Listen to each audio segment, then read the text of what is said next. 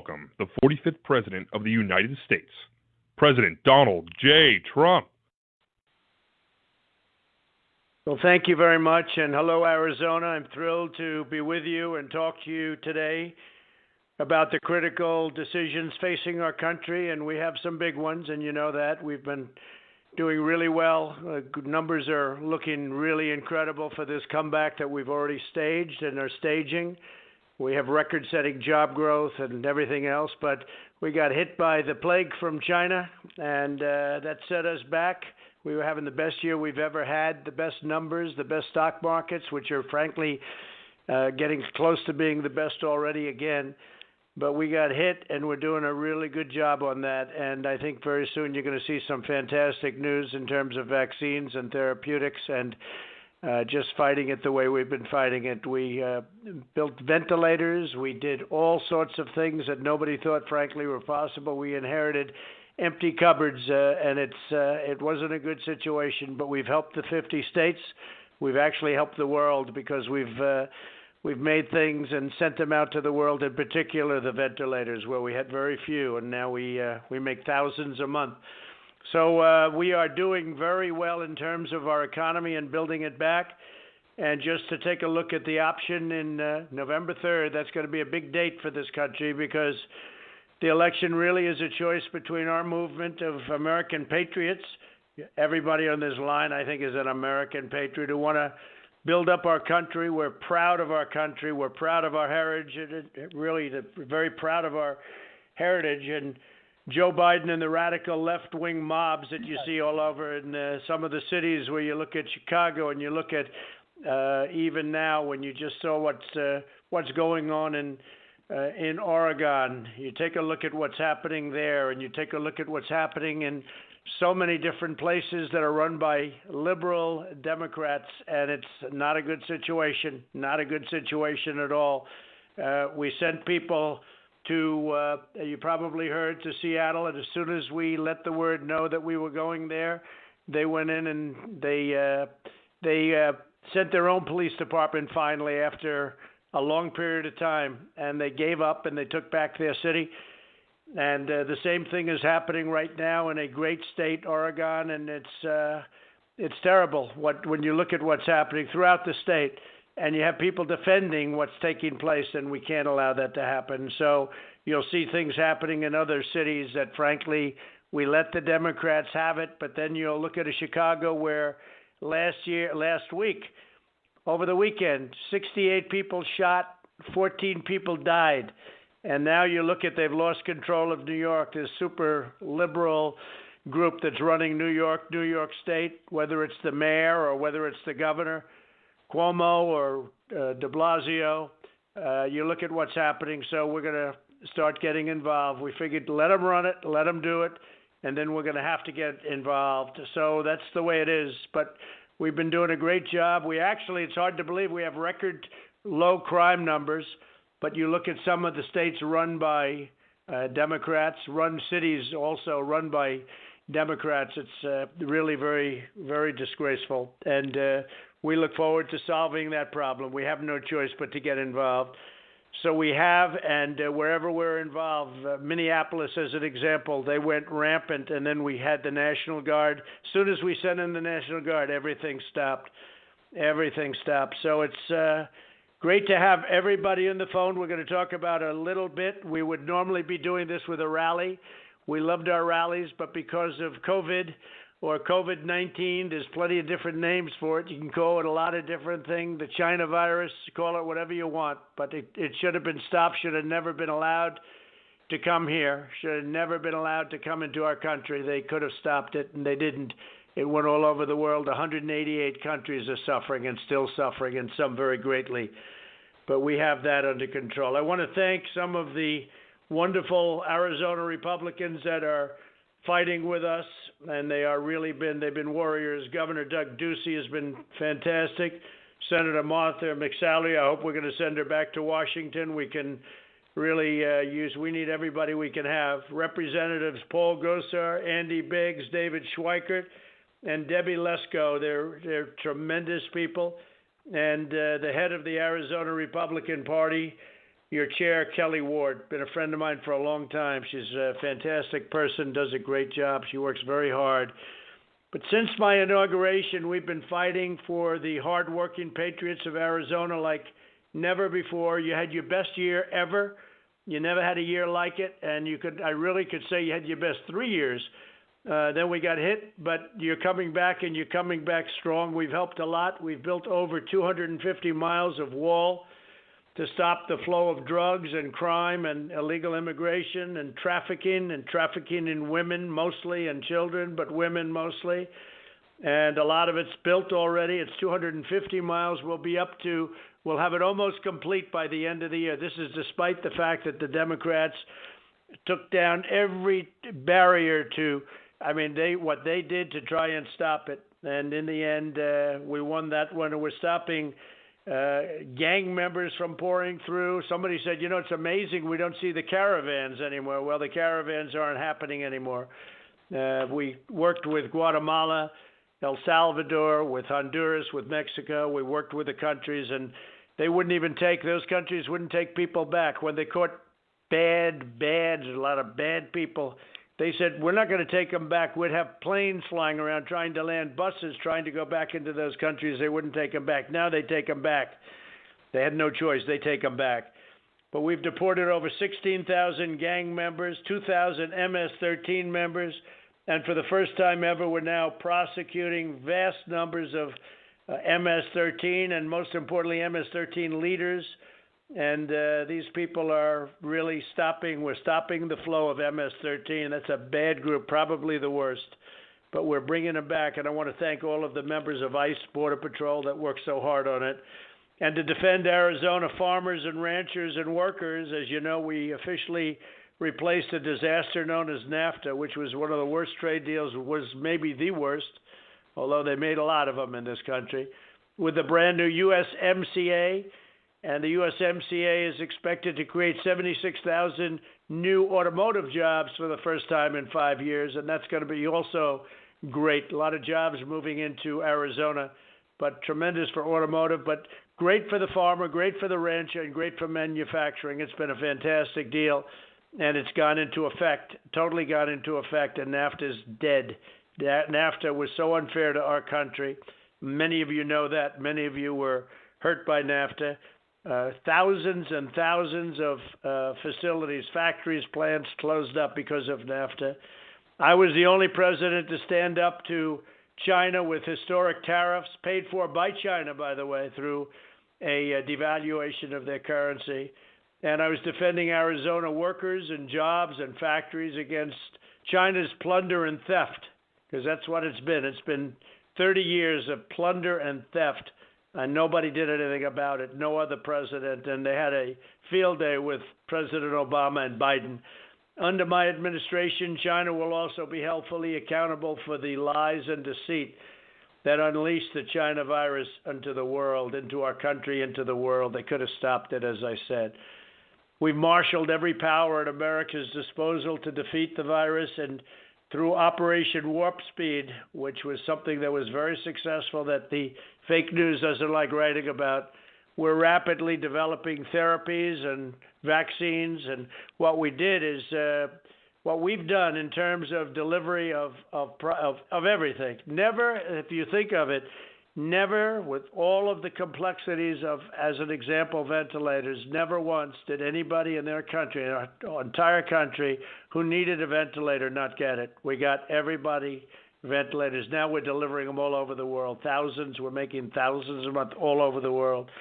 And through a lot of great research and working also with other countries, the therapies and the vaccines are going to be happening, and they're going to be happening very soon. We expect to have 100 million doses of vaccine available before the end of the year, and maybe much sooner than that.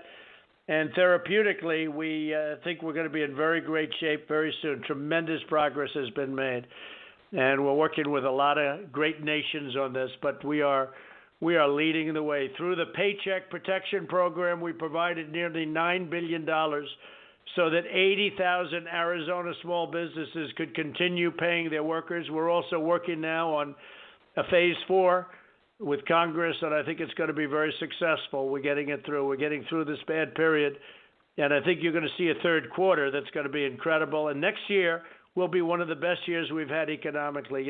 Retail sales were more in June by a little bit than last June, and this is with what we're going through with the pandemic.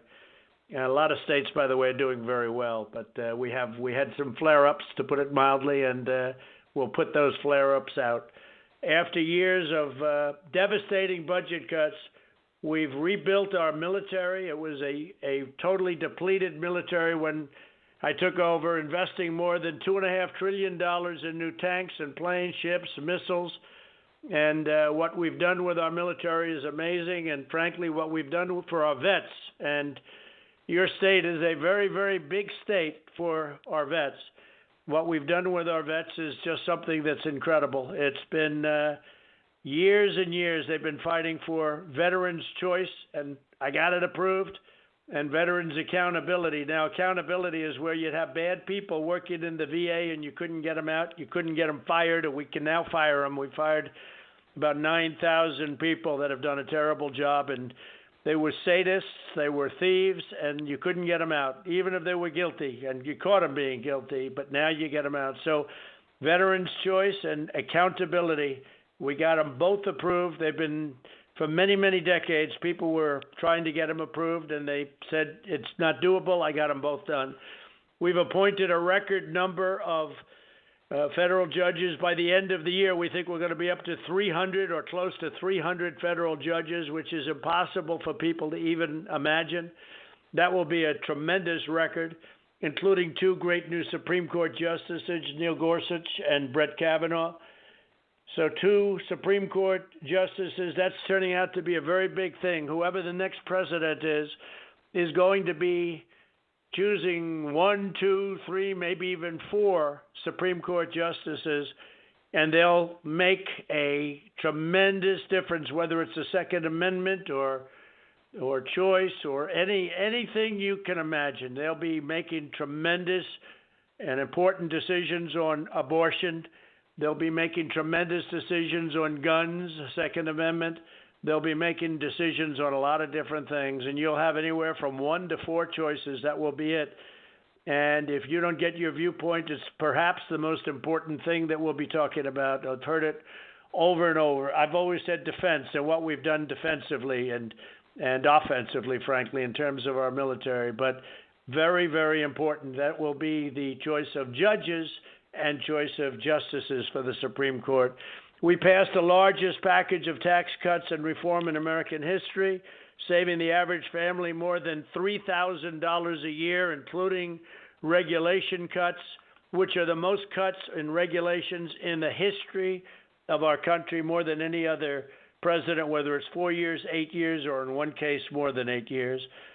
And I'm also fighting for school choice, and we believe that every parent in America should be empowered to send their child to a public, private, charter, religious, or an independent school of their choice.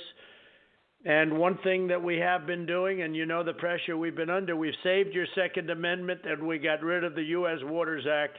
If you look at that, was a disgraceful situation where your land was being taken away, your job, your life was being taken away, and we got rid of that. We had many people up in my office when I signed, and there was a lot of emotion because that was really, it took your life away. So not everybody knows what that means, but the ones that were affected, including the jobs, frankly, the ones that were affected really knew. The economy, America's security, and our American way of life are going to be challenged by Biden. And I don't even think it's Biden. I don't think Biden knows what's happening, frankly. But the people surrounding him are vicious, and they want our country changed. And you see that in Portland, where we're spending a lot of time over the last few days. You'll see what's happening. Just turn on your television. You'll see what's happening, running away with it. But they'd like to see this everywhere. And that's not even about drugs, which in many cases, a lot of the city's problems are drugs.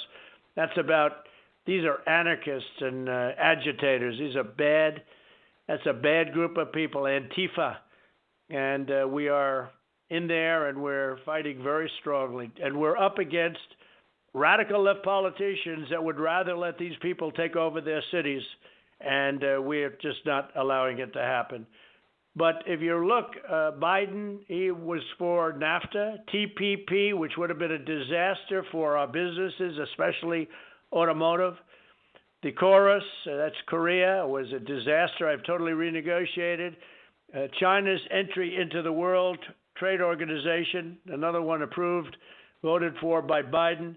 He voted for the war in Iraq, which was a disaster. We're just about out of Iraq, very close, very few troops. And he voted for mass amnesty. And if you look at mass amnesty, you see exactly what you're getting. Now Biden supports raising your taxes. He wants massive tax increases. All my life I grew up and I said, hey, politicians, they want to lower your taxes. Not this group. They want massive tax increases.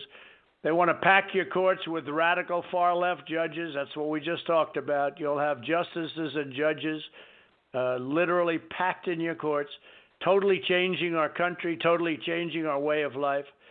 And they are indoctrinating our children to hate America. You see that, and we're not going to fund schools where they have this kind of hate and they preach this kind of hate.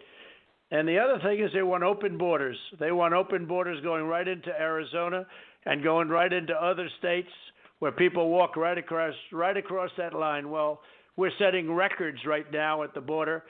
And I want to thank Mexico. Mexico's been great. You know it very well. 27,000 soldiers of Mexico free. They're guarding our border. And that had to do with trade and trade deal. But 27,000 Mexican soldiers are guarding our border. Very few people are coming in. We're setting records. So between saving your Second Amendment and doing so many other things, and your Second Amendment has been under siege from the first day I got into office. And anybody, if one of these radical left people get in, and I look forward to seeing who he chooses as a VP, because one of these radical lefts, your Second Amendment is gone.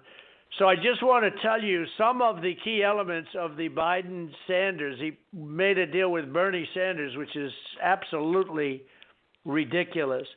And just some of these deals for Arizona, but for any of our states, are death-defying. It's just crazy. The key elements of the Biden-Sanders unity platform: abolish borders, abolish immigration detention. Think of that. If I get somebody, no detention. Stop all deportations, even for criminals. End prosecution of illegal border crosses. So we catch somebody walking through Arizona, walking right into our country, which of course now is very hard because we have a very powerful wall. But end prosecution of illegal borders. By the way, I understand he wants to take down the wall. We're spending a lot of money building the finest of its kind, and Biden wants to rip it down. That's what I heard. You know, it's not him; it's his handlers. Support sanctuary cities. Support sanctuary cities, which is basically supporting criminals, and it's disgraceful, and it's not popular anywhere, including in California. Incentivize illegal alien, child smuggling, and women smuggling. They're incentivized by what these people are doing. Expand asylum for all new illegal aliens. So they want to have more aliens come in, which is not what you want. They want to have taxpayer-funded lawyers at the highest level possible for illegal aliens. So on top of everything else, everyone's going to have their own lawyer. Abolish immigration enforcement against illegal workers. Grant work permits for illegal aliens and with very little, if any, restrictions. They want to provide taxpayer subsidies and welfare for illegal aliens and new immigrants. Government health care for illegal aliens. Think of this. Everybody's going to want to come here. I mean, part of it is that everybody is going to want to come to this country, to our great country. It won't be a great country for long if they're elected. Federal student aid and free community college for illegal aliens. That's nice. That's more than we do for our own students. They want to sign new immigrants up for welfare immediately and maximize all welfare payments. They want to massively expand immigration during a global pandemic. Think of that. Maximize and massively expand immigration during this global pandemic. taking jobs from unemployed Americans, and all travel bans, including those from jihadist regions. As you know, I won the travel ban, won it in the Supreme Court. So we have a travel ban so we don't have to take people from countries that are not so good for us, okay? Grant mass amnesty to be granted. They want to increase refugee admission 700%, by 700%. Abolish law enforcement as we know it. End cash bail, releasing dangerous criminals onto the streets. Abolish the death penalty. Appoint social justice prosecutors to free violent criminals. Get rid of many of our police. And have, it's just, you just look. I'm just looking at a list that's been put in front of me. This is a long agreement that Bernie Sanders made with Biden. Seek prison closures, end solitary confinement, free federal housing for former inmates, and then they want to abolish energy, rejoin the Paris Climate Accord. I got us out because it was a ripoff. We would have paid trillions of dollars. It was good for China. It was good for India. It was good for Russia. It was bad for the U.S. I don't know who negotiated, but they didn't do a good job. They did just as bad as they did with Iran, with that deal where we paid them $150 billion to do a terrible, terrible deal, and gave them, by the way, $1.8 billion in cash. Somebody will explain that someday. They want to mandate net zero carbon emissions for homes, offices, and all new buildings by, within a very short period of time. Now, I'll tell you, that'll make your home unaffordable.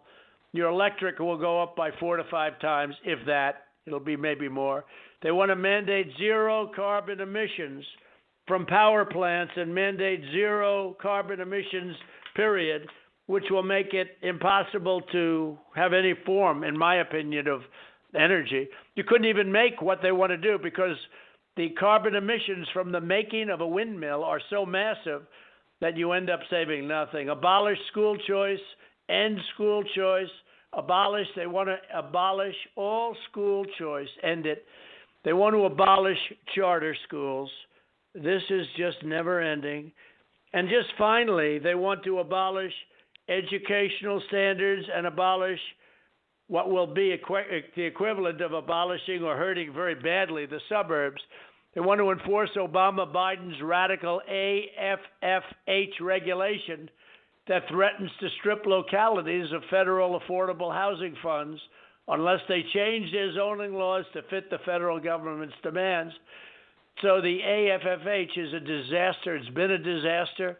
It's ruining the suburbs. It's destroying the suburbs. It's bringing down values of houses, and it's bringing up crime. And I will be telling you, I think maybe for just about the first time, that I'm eliminating the AFFH. People are surprised to hear that, but we're eliminating. When people work so hard to live in a certain community, we shouldn't be destroying that community. And everybody, they've worked hard. All, race, color, creed, they want to be in a neighborhood. Then all of a sudden the government comes on. They want to destroy everything that they've built. So I'm going to be eliminating the AFFH, and you're going to be seeing that over the next 2 weeks. So we had the greatest economy in history. We had the best job numbers. We had the best of everything. Best stock market, best 401ks. And your 401ks right now are just about back to where they were before. And if this other group gets in there, it's the single biggest difference in history between two candidates, two parties. If the other group gets in there, your 401ks are going maybe to nothing because we're going to go into a tailspin like you've never seen before. Again, they want to raise your taxes. They want to do things that are not even thinkable. And I just want to say to the great people of Arizona, a state that's been backing me from the beginning, and I appreciate it, I have tremendous relationships in that state. I just want to say that you have to go along with us because we're going to make Arizona even better. You had the best 3 years you've ever had in the history of your state, and you're having a good year now. You're going to have a very good year next year. I think you'll have the best year ever next year.